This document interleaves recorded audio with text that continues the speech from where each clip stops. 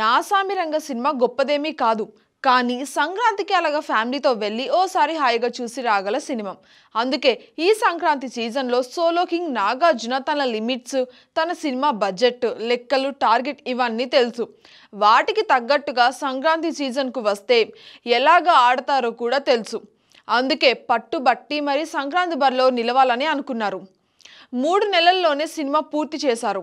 అనుకున్న డేట్కే సంక్రాంతి బరిలోకి నాసామి రంగ సినిమాను దించారు. సినిమాలో గొప్ప కథేమీ లేకపోయినా, గొప్ప టాక్ ఏమీ రాకపోయినా కూడా సంక్రాంతి పండగకు ఫ్యామిలీ అంతా కలిసి హాయిగా చూసే సినిమాలాగా నిలిచింది. ఈ సంక్రాంతి సీజన్లో Hanuman biggest talk block buster అయింది. హనుమాన్ విషయంలో డిమాండ్కు తగ్గ థియేటర్లు దొరకడం లేదు. కానీ గుంటూరు కారంకు మాత్రం డిమాండ్ లేకపోయినా సరే లెక్కలేనన్ని థియేటర్లు అయితే ఉన్నాయి.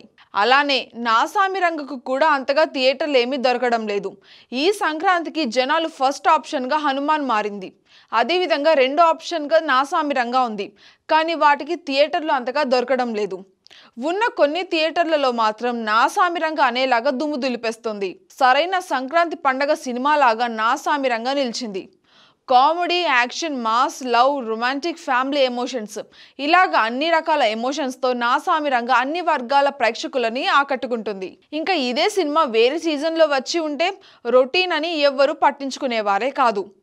కానీ సంక్రాంతి సీజన్కు వచ్చింది కాబట్టే ఇలాగా ఆడేస్తుంది. ఈ 3 రోజుల్లోనే ఈ చిత్రం 70% రికవరీ చేసిందని ట్రేడ్ వర్గాలు లెక్కలు చెప్తున్నాయి. నైజాం, సీడెడ్ వంటి ఏరియాలో ఆల్రెడీ బ్రేక్ ఈవెన్ అయినట్టుగా తెలుస్తోంది. అలాగా కింగ్ నాగ్ సినిమాకు సరైన థియేటర్లు దొరికి ఉంటే ఈ పాటికే బ్రేక్ ఈవెన్ అయ్యేదట. ఈ 3 రోజుల్లో 24 కోట్లకు పైగా గ్రాస్ సాధించిందని తెలుస్తోంది. కేవలం 3 రోజుల్లో మాత్రమే 4 కోట్ల షేర్ వచ్చినట్టుగా తెలుస్తోంది. ఇంకా ఈ లెక్కన చూస్తుంటే డిమాండ్కు తగ్గ థియేటర్లు ఉంటే ఈ పాటికే లాభాల బాట పట్టేదని చెప్తున్నారు. నాసామి రంగ ఈ సంక్రాంతి బరిలో 2వ స్థానం దక్కించుకొని కింగ్ నాగ్ సత్తాను చాటింది.